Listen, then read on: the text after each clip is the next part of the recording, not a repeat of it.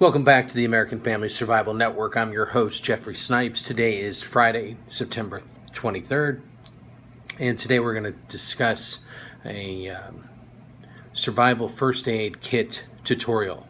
And this is by Alec Deakin and from myfamilysurvivalplan.com.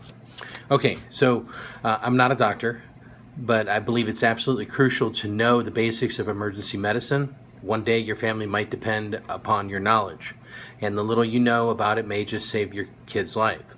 Unfortunately, most people leave this subject to doctors and survival experts, assuming it's just as difficult as going to med school or something. But here's the thing, difficult or not, when your loved ones are in danger and you are some time or distance away from professional medical care, you'd better know a thing or two about emergency medicine, or you'll just have to watch them suffer helplessly.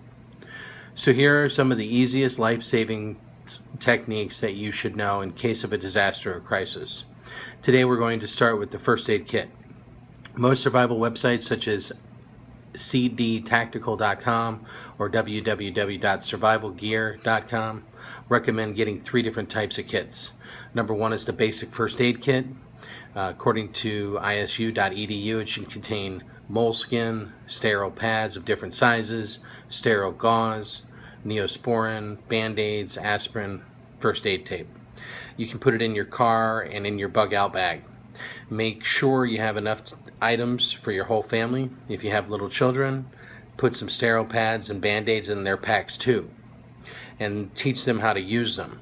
However, don't give them any pills or items that could hurt them, like scissors or first aid tape, which they can suffocate on. Number 2, an intermediate kit.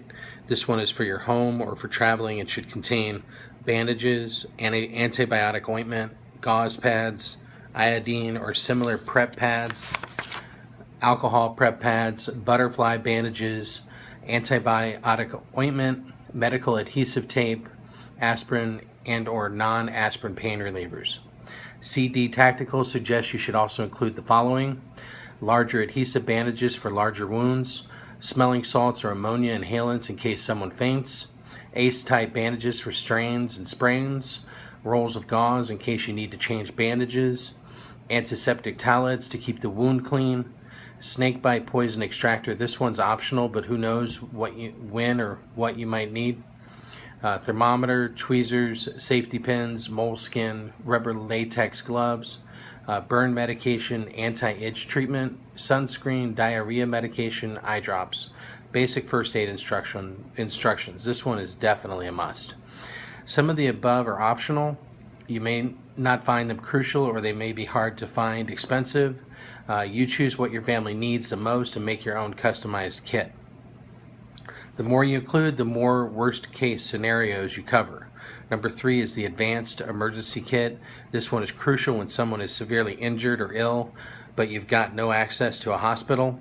The advanced emergency kit should include the intermediate kit plus, special bandages such as conforming, trauma, and field dressings, rubbing alcohol or sterilization, hydrogen peroxide, betadine, scissors, forceps, scalpels, hemostats, sterile sutures in several sizes, wound probe, mouth-to-mouth shield, instant hot pack, instant cold pack, prep pads, eye pads, sponges, cotton balls, burn treatments, dental tools, splint materials, in-depth first aid, surgical guide, cold medication, decongestant, antihistamine, colloidal silver, broad spectrum antibiotics for sinus infections, strep throat, and other common winter ailments, and painkillers. Now you wonder what you'll do with a forceps or a scalpel, but there are 2 possible options. 1, you find a doctor who needs these instruments to do the job. 2, you have to be an improvised doctor until you can find a hospital. In some cases, a superficial amateur job can save a life. One more thing about the advanced emergency kit: make a list with all the chronic illnesses you and your family members suffer from. Then add at least a 3-day supply of meds for each one of them. That's it for today. I'll be back with more life-saving information soon. Until then, protect and safeguard your family. Please go to the AmericanFamilySurvivalStore.com for all your family's emergency and survival needs. Please remember, protect and safeguard your family. God bless, and fear not.